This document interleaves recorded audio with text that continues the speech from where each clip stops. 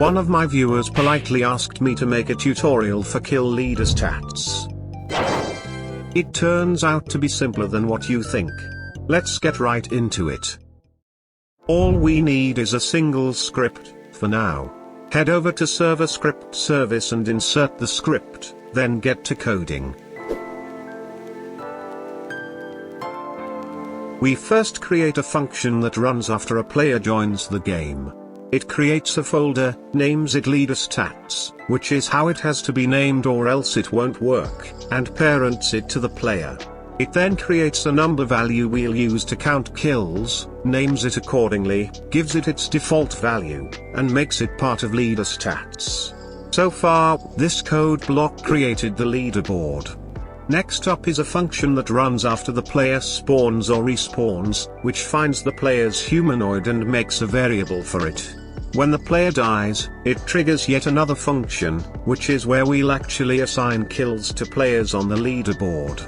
So, the script first creates a variable for a creator tag. Pause, this is important.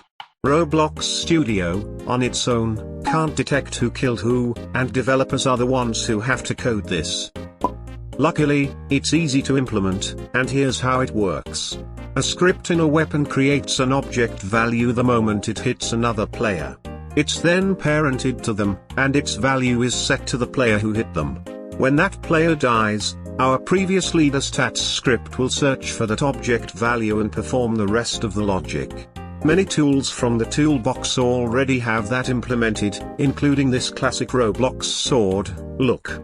It creates the object value, names it creator, sets its value to the player who just caused damage, and parents it to the enemy's humanoid, where other scripts can easily access it and figure out who killed them. At the same time, it also gets rid of other tags that could be there so the scripts don't get confused. So, if you made your own custom weapons, you'll have to code this mechanic. Now back to our Leaderstats script.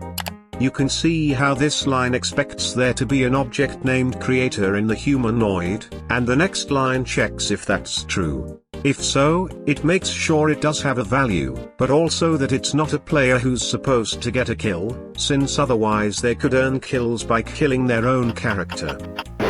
Lastly, since creator tag's value is the player who's supposed to get a kill, we award them with it. And we're done. I really hope this video has been helpful, and as always, see you all soon again.